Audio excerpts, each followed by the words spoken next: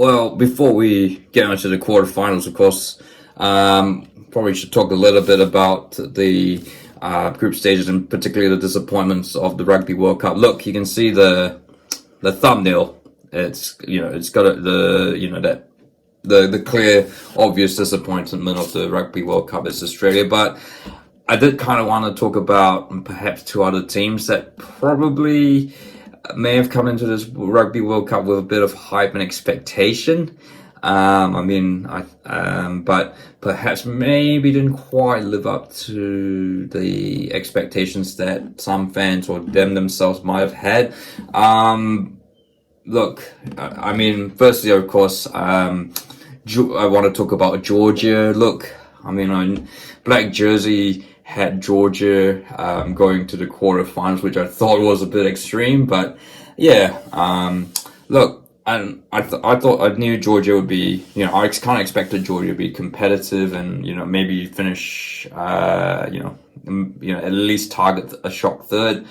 In a group, with Australia, Wales, Fiji, and Portugal. But to be honest, I thought Georgia were a bit underwhelming. To be honest, look, they had a lot. You had your usual,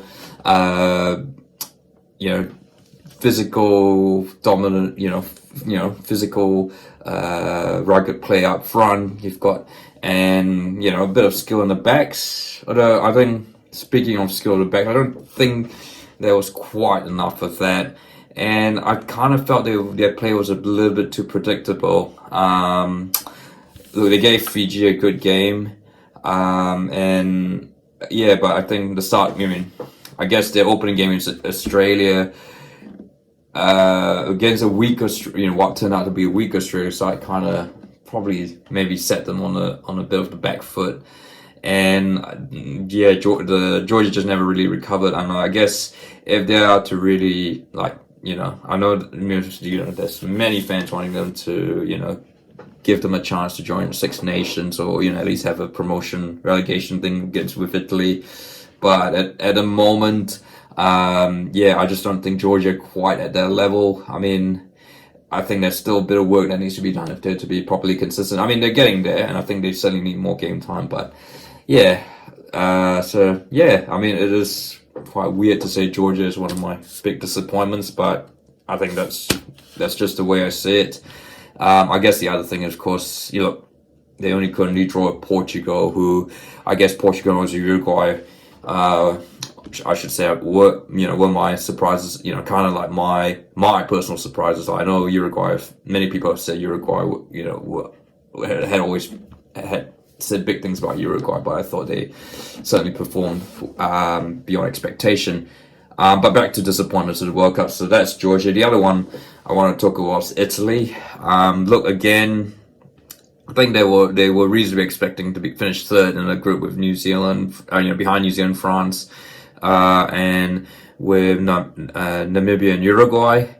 But I think that there was sort of the sense that, with the All Blacks where they were and the results of Italy, that perhaps Italy might have actually had for the first time, might have a chance to upset, get like an upset win. Maybe not against the All Blacks, maybe, they could have done against France.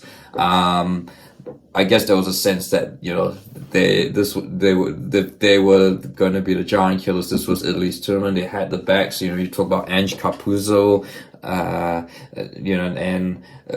I guess, ultimately, I guess, look, they lost, which is not surprising, but I think what was the biggest disappointment for the Azzurri was that they lost so badly to France and Italy.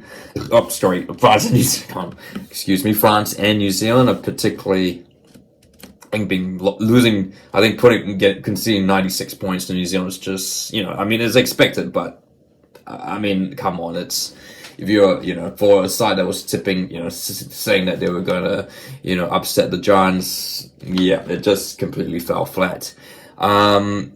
Look, and I guess, I think maybe the off-field things didn't help. Kieran Crowley, of course, had a big go at the Italian Rugby Chiefs, who actually announced that Crowley was going to leave the role once the World Cup was finished, and they're getting Gonzalo Quesada, the former Argentine, to take over after this World Cup. And so, yeah, look, I mean, Italian rugby is a weird thing. Again, they went got into admitted into the Six Nations, and they made progress, but you know, it kind of feels like it feels like it's the time it takes to build the Colosseum. It's very late, and I think building the Colosseum is you're probably going to see the Colosseum built faster than it's the Italians winning the Rugby World Cup, honestly. So, but we've got to talk of course. Look, the biggest disappointment of this Rugby World Cup, it's so obvious, it's the Wallabies. And look, I think it's probably been, it sounds like a broken record talking about what's wrong with Australian rugby, because we've been talking about that for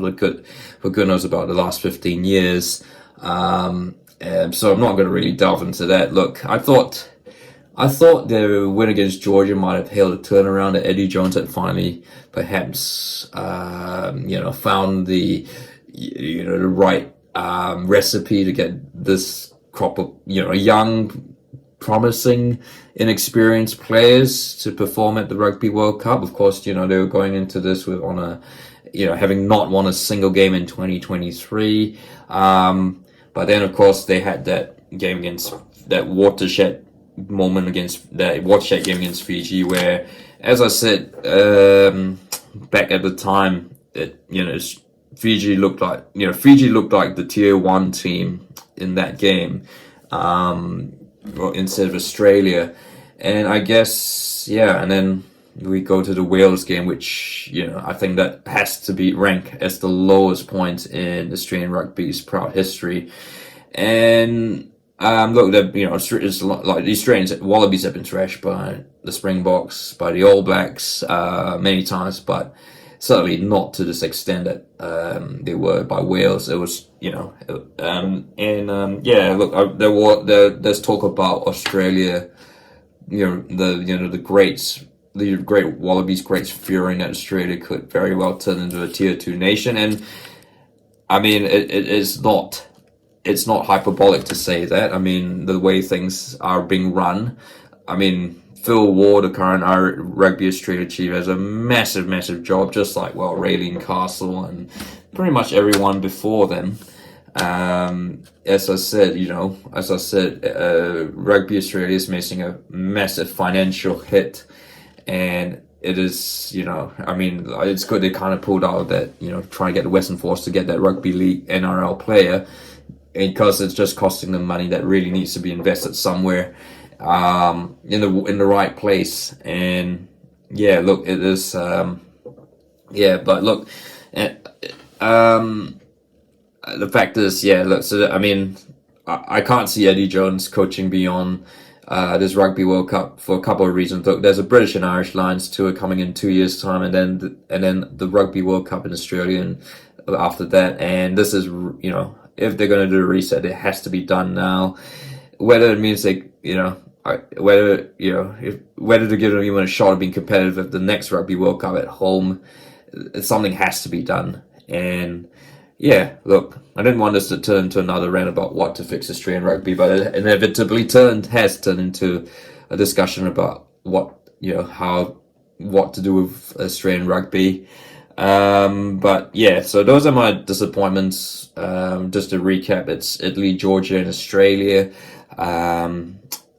I think quick mention, I wouldn't call Japan, Samoa, Tonga disappointments. They're always it was always going to be hard for them to make it in the next round. I think, to be fair, they sort of hit the mark. Samoa, it would have been nice if Samoa had beat England, and that, but that game wouldn't have actually really made a difference in terms of progression.